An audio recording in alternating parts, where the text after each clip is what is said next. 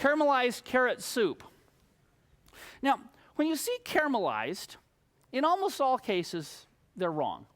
There is a wonderful thing called caramel, but whenever you're talking about caramelized food, it's almost always some version of the Maillard reaction. But Maillardized doesn't sound good on a menu, whereas caramelized does, so cooks tend to call it caramelized. Now, the great thing about caramelizing stuff is that you get this wonderful brown colors, you get a bunch of interesting flavors. It's a fantastic way to cook any vegetable that has some sweetness to it. Normally, you have to get the temperature pretty high. In particular, the temperature has to be higher than the boiling point of water. So it only browns once it dries first, and that gives you a bunch of problems. But that's not true if you do two things. If you increase the pressure, you can make the temperature quite hot and not have water boil. And if you increase the pH, you make it more alkaline, you can actually make the chemical reactions responsible for the browning occur at a lower temperature. So here is a pressure cooker. Here is a pressure cooker cut in half. This happens to have stock in it. We love making stock in a pressure cooker. And of course, as you know, if you increase the pressure, you can boil at higher and higher temperatures. What we call the boiling point of water is really the boiling point of water at normal atmospheric pressure. Lower pressures, you can boil water even at freezing, actually, even below freezing. That's how freeze drying works.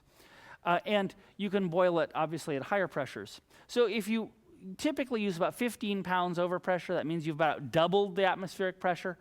You can cook up to about 250 degrees, 121 centigrade. It's great for two reasons. One is it naturally stays exactly at that temperature. So it's the spring-loaded valve is effectively a pressure gauge, but it's also a thermostat. So that's great. But the other thing that's great is by raising this up, you can get the high temperature without boiling the water away and drying the food out. Oh, here's our stock tables. We've got tons of tables in the book. Here is the soup. This is what it looks like afterwards. And now we'll show a video. So to make this, we start off with carrots. We cut them in quarters lengthwise, and we cut the core out.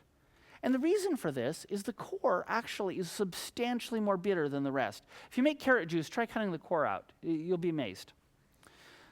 So now we're putting a lot of butter in. We put butter directly in the pot. Then we add the carrots.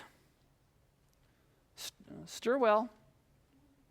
Here's the magic part comes next. We're going to add some salt, but we're going to add some baking soda. And the baking soda is the key thing here. That's the soda going in. About 0.5% by weight. Typically, salt is 1% by weight, just by the by. So stir this up. Now, the interesting thing is we're not putting any water in because we don't need any extra water. We seal this up.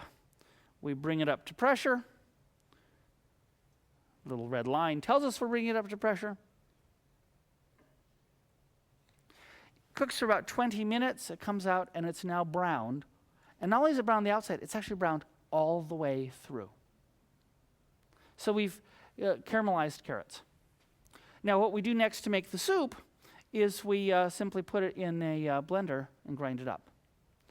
So I'm often asked by people about how complicated are the recipes. Well, here's a recipe where the ingredients are carrots, water, salt, baking soda.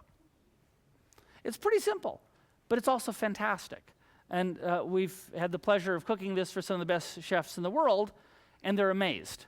Not only amazed at that you can, by the flavor and so forth, but amazed that you can do it in 20 minutes without drying it out, without doing the other steps. It also works for onions, for beets, tons of different vegetables.